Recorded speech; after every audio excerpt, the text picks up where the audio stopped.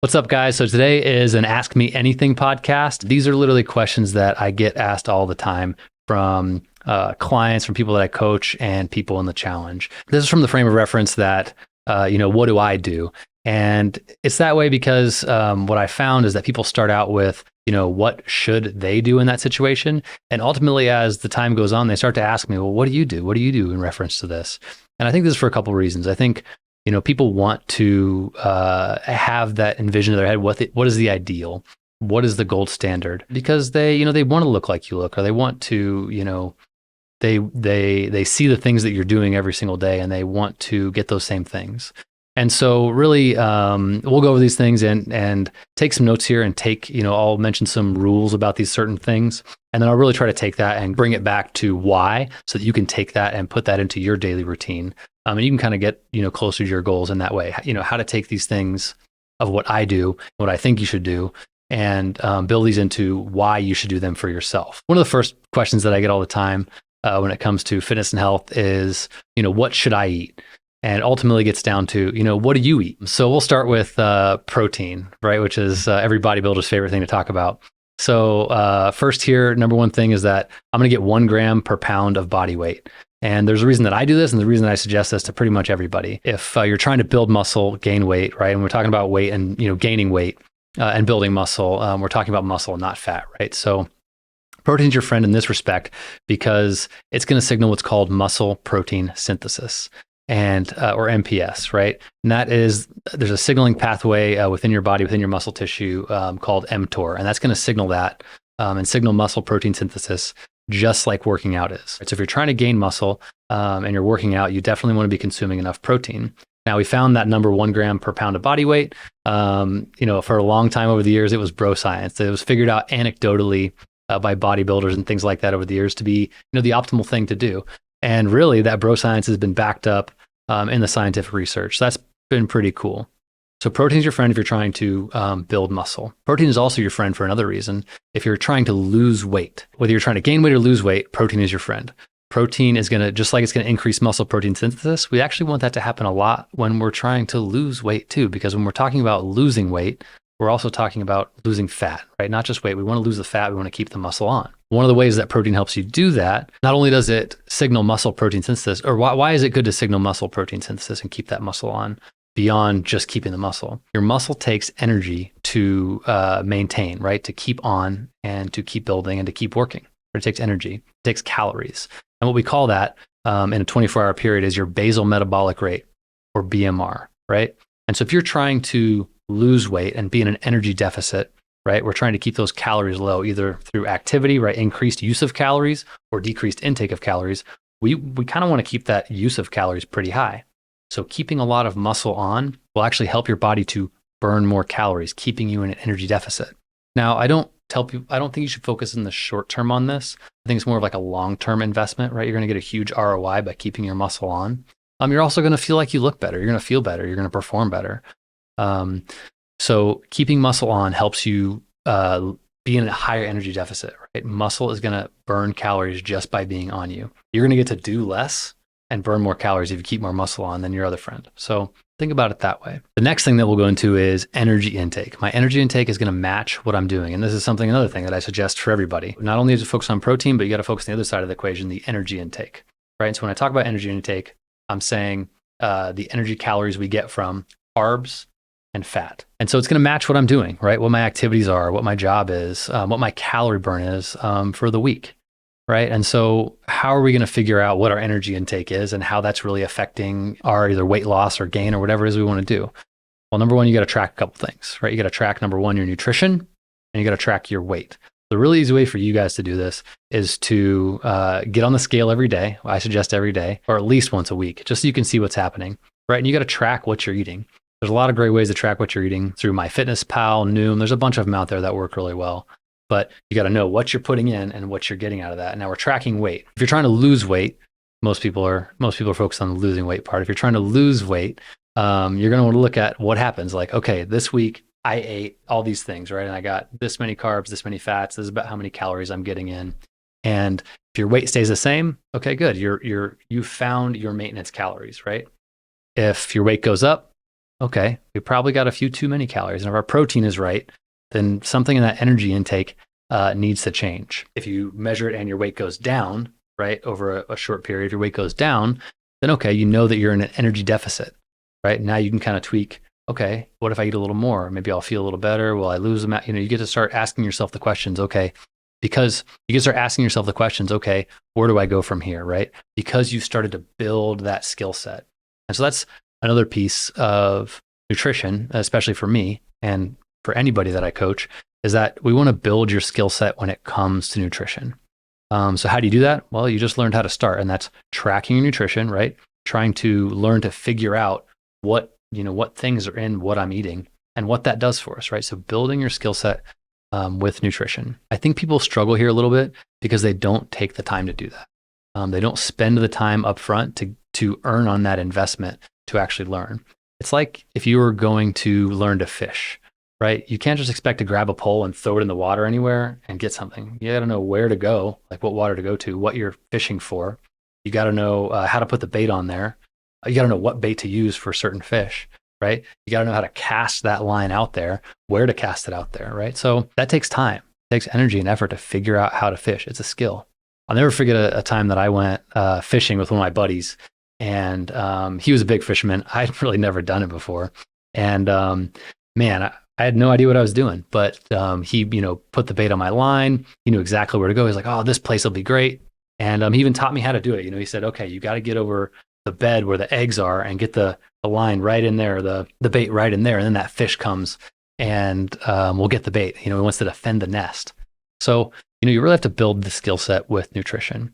And I think most people don't take the time to do that. I think it's a big problem there. For me, I've built that skill set for so many years. Now it kind of just comes naturally. I don't have to spend my time on it to get, to earn on my investment there. So another rule that I follow beyond just, macronutrients is I want to get good micronutrients in. I want all the processes of my body to function really well. And you need to make sure that you have a good micronutrient profile for that. One of the things that I'm going to do is I'm going to have a vegetable with every meal.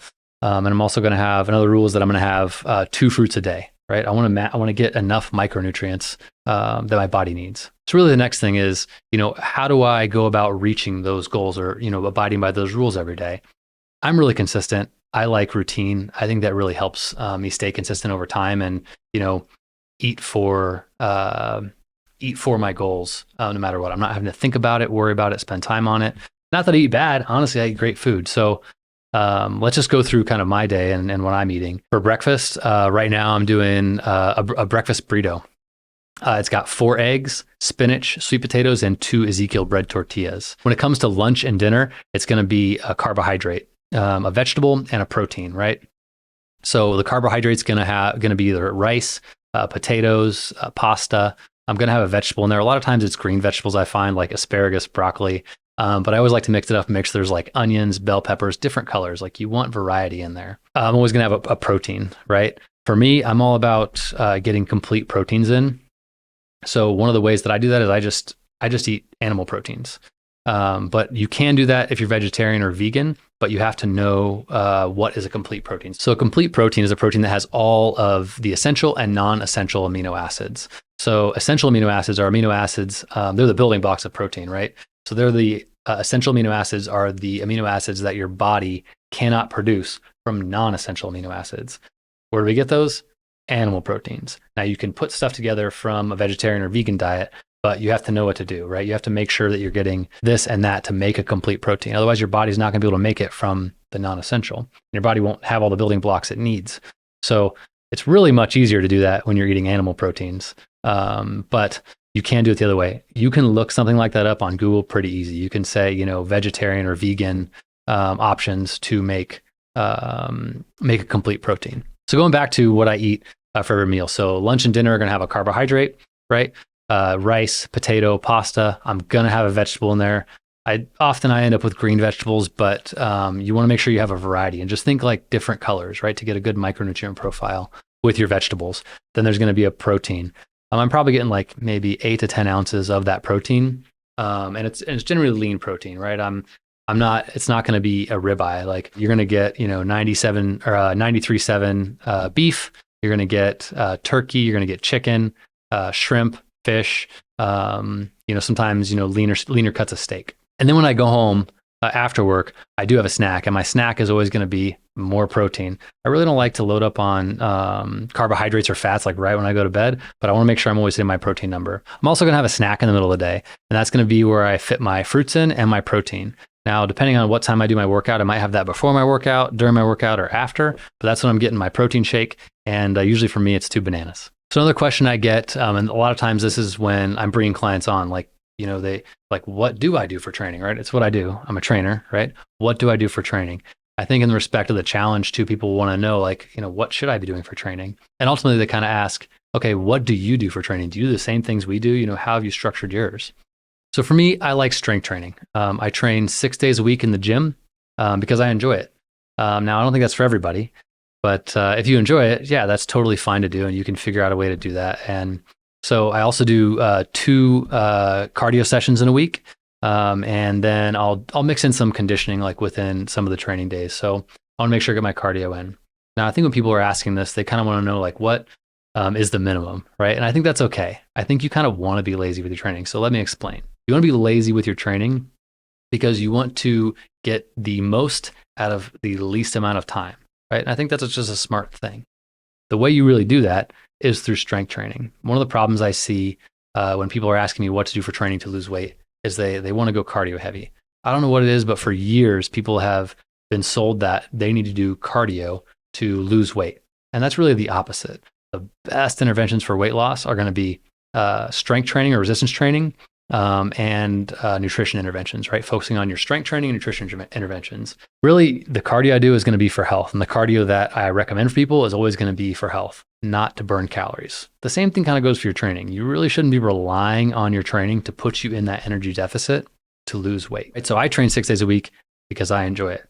Generally, for when people are asking me what they should do for training, with respect to saying, what do you do for training? All right, I tell them they should do a similar split, but they should really just train 3 days a week. There's really almost no need to train beyond that unless you're trying to get, you really want to be a bodybuilder, really, get strong and big. Training 3 days a week. How do you split that up, right? So really, I think the best thing to do is go full body 3 days a week. For me, I don't do full body since I'm training 6 days a week. I'm training upper, lower, upper, lower, upper, lower. The same reason that I do that is the same reason I have people do full body. You want to hit those things as many times in the week as you can, right?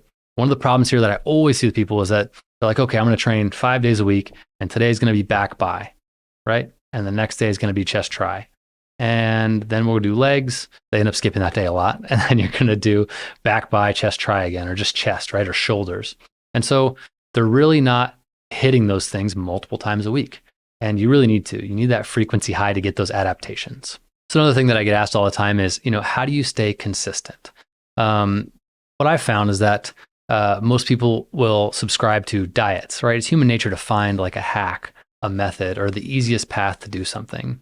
And if they do that, they're not really subscribing to something that they do. They're subscribing to something that somebody else has sold them to do, or something else that they don't really want to do. It's not them. And so that's one of the biggest problems I see there with consistency is someone will be like, I'm going to do this for 30 days, or I'm just going to do this diet.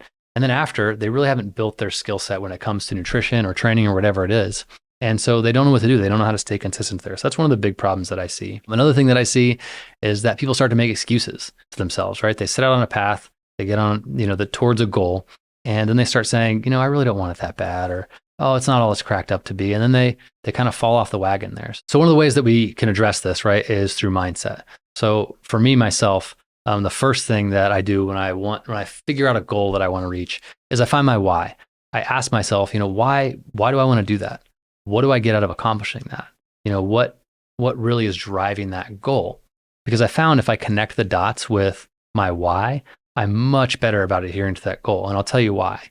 Number one, you realize that when you do the things, you start to realize that when you do the things that get you closer to that goal and closer to that why, those are the things that give you the feeling of almost reaching that goal, right? And so when you fail, when you mess up, which invariably happens, right? That's going to happen on their path to anything. In fact, I think it's good. Like we learn from that.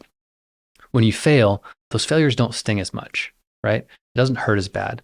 So really focusing and training your mindset and connecting the dots with your why I found is very, very powerful when it comes to staying consistent. Another thing that I practice is the 80-20 rule. So 80-20 rule is that 80% of the time I'm on, right? So my routine that I described earlier, that's something that I'm doing, week in and week out, 5 days a week. Even on the weekends, I'm keeping things really tight. And then 20% of the time, I'm enjoying myself. There's other reasons that we eat. There's other reasons that we do things. It can't just always be pushing us towards this perfect goal. And so with the 80-20 rule, the way I explain that is you got to plan it. You can't just be like, oh, I'm kind of living 80-20, or, you can't be like, oh, I'm gonna have a cheat day or cheat meal. You need to make the 80-20 rule a part of your plan. So live it 80% of the time. You're really pushing towards your goal, and 20% of the time, you get to let go a little bit and be you. So I hope that after listening today, you can take some of these things that you learned about my routine and what my clients ask and build them into your routine to give yourself some success and lasting success. If you'd like more help, please reach out to us. We're here to help. This is what we do. You can check us out on social media. We have other videos here on YouTube if you'd like to learn a little bit more. And if you'd like to join a challenge, check us out at justmovelife.com. Links are down in the description.